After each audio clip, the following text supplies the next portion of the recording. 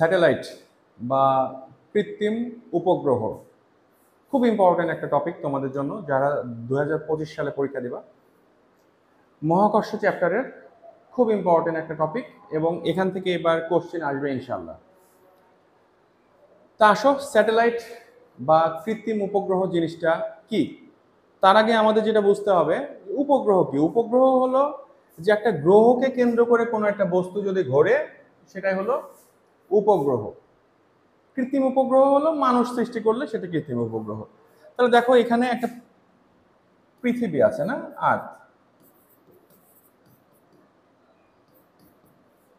এই পৃথিবীকে কেন্দ্র করে দেখো এই যে স্যাটেলাইটটা ঘুরছে, ঘুরছে না?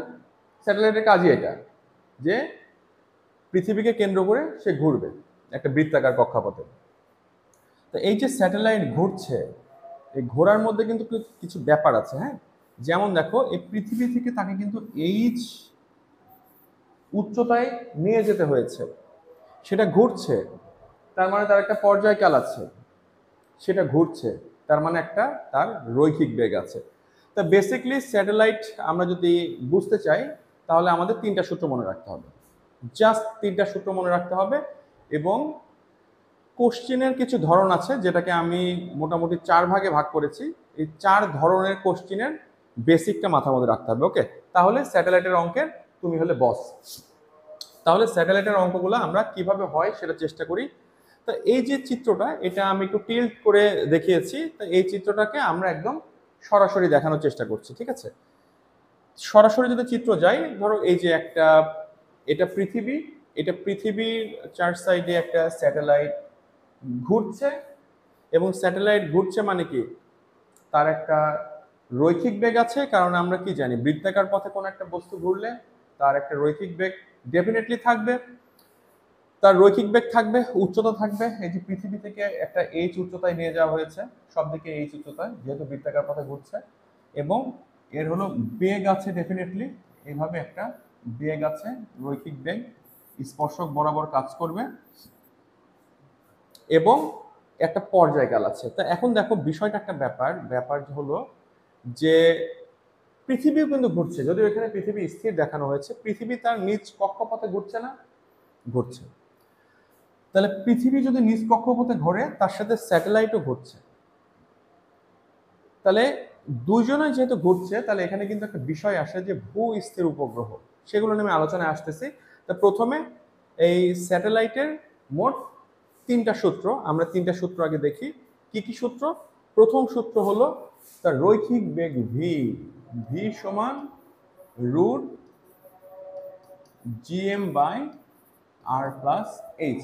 এটা হলো সূত্র নাম্বার 1। ওকে, স্যাটেলাইট বা কৃত্রিম উপগ্রহের রৈখিক বেগ। এরপরে 2 নাম্বার সূত্র হলো পর্যায়কাল টি, টি সমান twice pi root R plus H whole cube by GM. Okay, third যে সূত্র সেটা হলো এইচ, মানে স্যাটেলাইটটা কত উচ্চতায় নিয়ে যাচ্ছে, এইচ।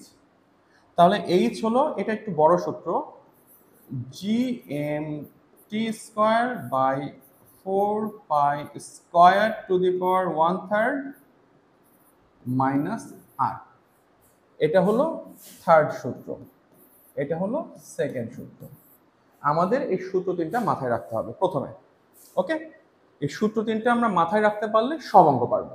এবং কোশ্চেনের ধরন আছে 4 ধরনের, 4 প্রকারের কোশ্চেন হয়ে থাকে। এ যাবৎকাল এসছে 4 প্রকারের কোশ্চেন আমরা ধরা শিখবো, তাহলে অঙ্কগুলো সব পারবো ইনশাল্লাহ। তাহলে এই 3টা যে সূত্র শিখলাম, প্রথমটা কি? প্রথমটা হলো বেগের সূত্র, রৈখিক বেগ।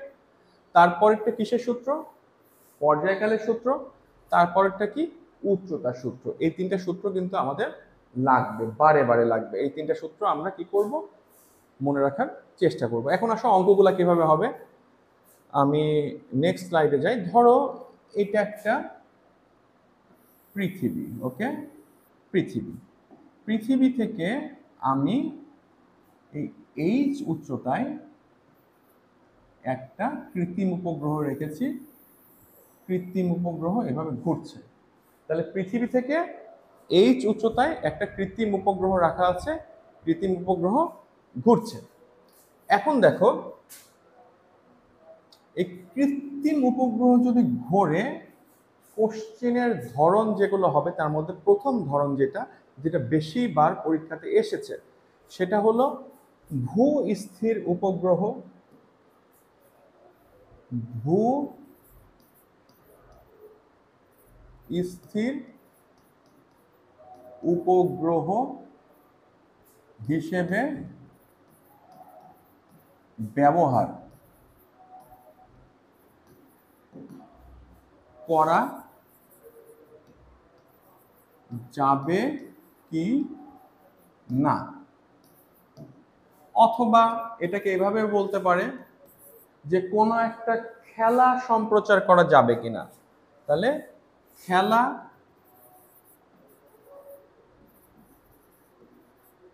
সম্প্রচার করা যাবে কি না। তাহলে একটা স্যাটেলাইট তুমি যখন কাজ করছো, স্যাটেলাইটটা এখানে রেখেছো, ধরো এখানে স্যাটেলাইট আছে, এইখানে আমার একটা ক্রিকেট খেলা চলতেছে 8 ঘন্টা ধরে, ওকে। তাহলে স্যাটেলাইট কি এভাবে ঘুরছে না? পৃথিবী কিন্তু ঘুরছে, স্যাটেলাইট ঘুরছে, পৃথিবী ঘুরছে, স্যাটেলাইট ঘুরছে, পৃথিবীও ঘুরছে। এখন এদের দুজনে যদি ঘোরার যদি পর্যায়কালটা যদি সেম না হয় তাহলে ঘটনা কি ঘটবে? তাহলে স্যাটেলাইট ঘুরে চলে এসছে এখানে, আর এই খেলা চলতেছে এখানে, স্যাটেলাইট আছে এখানে, তাহলে কি খেলা দেখানো সম্ভব হবে নাকি? জীবনে সম্ভব হবে না। তাহলে কি করতে হবে?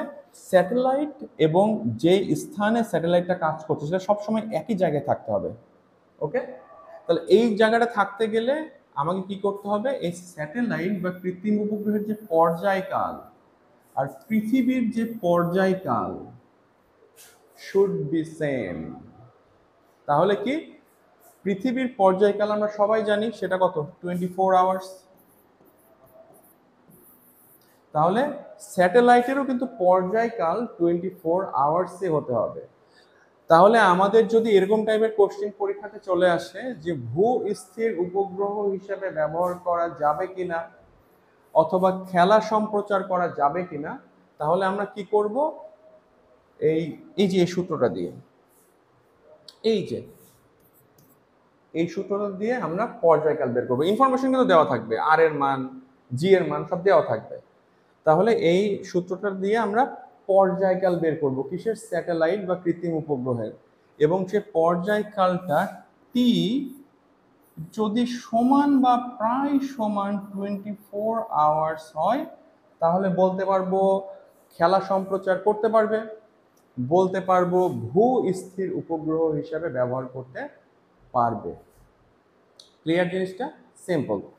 এরপরে দেখো নেক্সট যেই টপিক সেটা হলো যে কৃত্রিম উপগ্রহ হিসাবে ব্যবহার করা যাবে কিনা।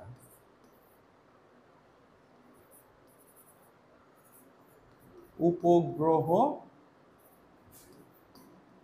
হিসেবে ব্যবহার করা যাবে কি? তাহলে কৃত্রিম উপগ্রহ হিসেবে ব্যবহার করা যাবে কিনা। আমার বাবা খেলা টেলা সম্প্রচার করতে হবে না, ওটাকে কৃত্রিম উপগ্রহ হিসেবে তুমি ব্যবহার করতে পারবা কিনা, এই যেরকম এরকম যদি কোশ্চেন দেয় তাহলে দেখো বিষয়টা, এটা ধরো পৃথিবী, আর পৃথিবী চার সাইডে এই বাবাজি ঘুরতেছে, এই বাবাজির নাম কি? কৃত্রিম উপগ্রহ বা স্যাটেলাইট। এখন দেখো এই যে ঘুরতেছে, ঘুরলে এটাকে এই বরাবর একটা টান কাজ করবে না, যেটাকে আমরা কি বলি? কেন্দ্রমুখী বল, যেটাকে আমরা বলি এফ সি। এফ সি সমান আমরা জানি এম ভি স্কোয়ার বাই আর, কিন্তু এখানে কিন্তু আবার কিন্তু আছে, কিন্তু তো পরে আসতেছি।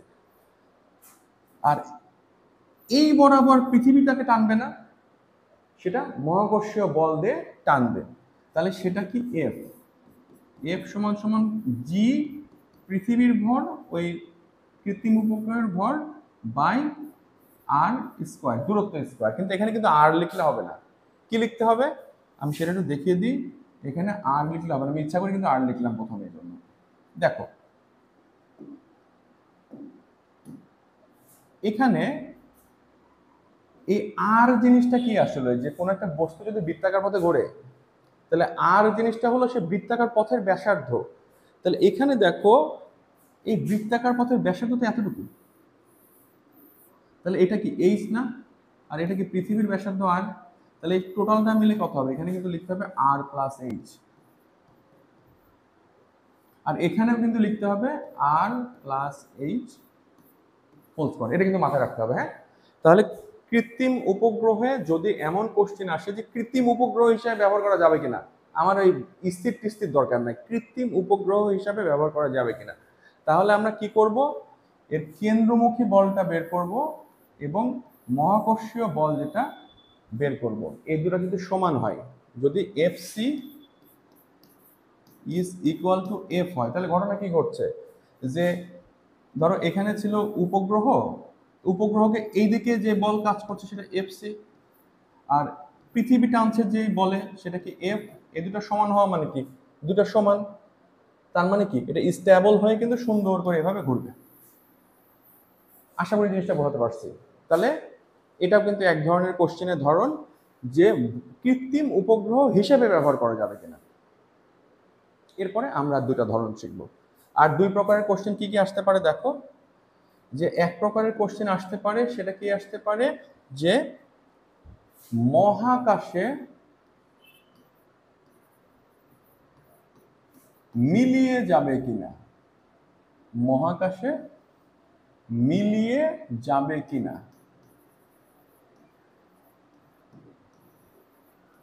যাবে কি না। আরেকটা আসতে পারে ভূপৃষ্ঠে পতিত হবে কিনা,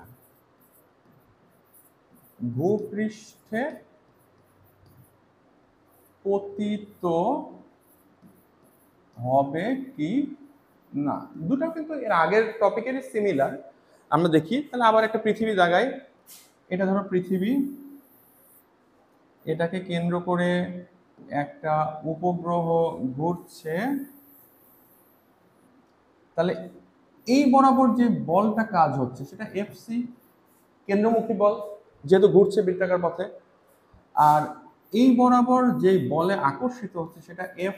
এখন তুমি দেখো তো এফসি কেন্দ্রমুখী বলটা যদি এফ থেকে বেশি হয় তাহলে কি হবে, এই পৃথিবী তো এই যে এই উপগ্রহ, কৃত্রিম উপগ্রহ বা স্যাটেলাইট হারায় যাবে, ওরে চলে যাবে, তাই না। যদি এফসি বড় হয় তাহলে এফসি ইজ গ্রেটার দেন যদি এফ হয়, তাহলে একে যেই বলে পৃথিবী টানতেছে সেটার থেকে যদি কেন্দ্রমুখী বলটা বেশি হয় তাহলে তো সেটা মহাকাশে ধাও করে মিলা যাবে। তাহলে মহাকাশে মিলিয়ে যাবে কিনা যদি আমাদের এই কোশ্চেন আসে, তাহলে তাহলে আমরা কেন্দ্রমুখী বল এবং মহাকর্ষীয় বল বা পৃথিবী যে আকর্ষণ করছে সেই বলটা বের করব, বাট আমরা দেখব F C is greater than F কিনা। যদি F C is greater than F হয় তাহলে বলবো মহাকাশে মিলিয়ে যাবে। আর ভূপৃষ্ঠে পতিত হবে কিনা যদি এরকম আসে তাহলে সেম কেস, কিন্তু আমরা একই জিনিস দেখছি, যে ভূপৃষ্ঠে পতিত হবে কিনা এটা বের করতে গেলে আমরা বুঝতেই পারছি যে এখানে আছে সেই কৃত্রিম উপগ্রহ, এইদিকে যে বলটা কাজ করছে সেটা এফ সি, আর এইদিকে যে বলে টানছে সেটা হলো এফ। এখন যদি এই f is greater than f c হয়, sorry f is greater than f c হয়, তার মানে এই পৃথিবীর আকর্ষণ বল যদি কেন্দ্রমুখী বল থেকে বেশি হয় তাহলে পৃথিবী তো টেনে তাকে নিচে নামাই দেবে, তাহলে কি হবে, সেক্ষেত্রে ভূপৃষ্ঠে পতিত হয়ে যাবে। তাহলে আমরা কি কি জিনিস দেখছি, যে কেন্দ্রমুখী বল যদি বড় হয় তাহলে সেটা মহাকাশে মিলিয়ে যাবে, কেন্দ্রমুখী বল যদি ছোট হয় তাহলে সেটা ভূপৃষ্ঠে পতিত হবে। আর এরা দুটো যদি সমান হয় তাহলে কি হবে, সে স্টেবল হয়ে সুন্দরভাবে ঘুরবে, সুন্দরভাবে ঘুরবে। আর এই ঘোরার যে পর্যায়কাল সেটা যদি 24 ঘন্টার বা তার খুব কাছাকাছি হয় তাহলে কি হবে, সেটা কৃত্রিম উপগ্রহ তো বটেই, ভূ স্থির উপগ্রহ হবে। তাহলে আমরা দেখো কি কি শিখলাম, আমি একটু তোমাদের রিক্যাপ করে দিই। যদি ভূ স্থির উপগ্রহ হয় তাহলে কি, এই যে পর্যায়কালটা পৃথিবীর পর্যায়কালের সমান বা খুব কাছাকাছি হতে হবে, তাহলে ভূ স্থির উপগ্রহ, খেলা সম্প্রচার করা যাবে সবকিছু। যদি বলে যে কৃত্রিম উপগ্রহ হিসেবে ব্যবহার করা যাবে কিনা, তাহলে অবশ্যই এই যে কেন্দ্রমুখী বল আর আকর্ষণ বল পৃথিবীর এই দুটো সমান হবে, তাহলে স্টেবল হয়ে সেটা ঘুরবে। আচ্ছা, নেক্সট হলো মহাকাশে মিলিয়ে যাবে কিনা, তাহলে কেন্দ্রমুখী বলটা বেশি হবে। ভূপৃষ্ঠে পতিত হবে কিনা, তাহলে কেন্দ্রমুখী বল থেকে আকর্ষণ বলটা বেশি হবে। ওকে, তো এই হলো মোটামুটি আমাদের মহাকর্ষ চ্যাপ্টারে কৃত্রিম উপগ্রহ রিলেটেড যত ধরনের অঙ্ক, এর মধ্যে আছে, এর বাইরে অঙ্ক নাই। আর তাছাড়া যেগুলো অঙ্ক আছে সেগুলো তোমরা ইজিলি করতে পারবা। উচ্চতা বের করতে বলতে পারে, পর্যায়কাল বের করতে বলতে পারে, তাই না, বেগ বের করতে বলতে পারে, এগুলো তো জাস্ট সূত্র বসালে হয়ে যাবে। তো এগুলো নিয়ে আমরা বোর্ড কোশ্চেনগুলো নেক্সট ভিডিওতে করবো ইনশাল্লাহ। তো আজকে এই পর্যন্তই, আশা করি তোমাদের বেসিক নলেজটা আমি দিতে পেরেছি। আর কোশ্চেনের সলিউশনগুলো আমরা নেক্সট ক্লাসে ইনশাল্লাহ করবো। তো আজকে এই পর্যন্তই, সবাই ভালো থাকো, টাটা।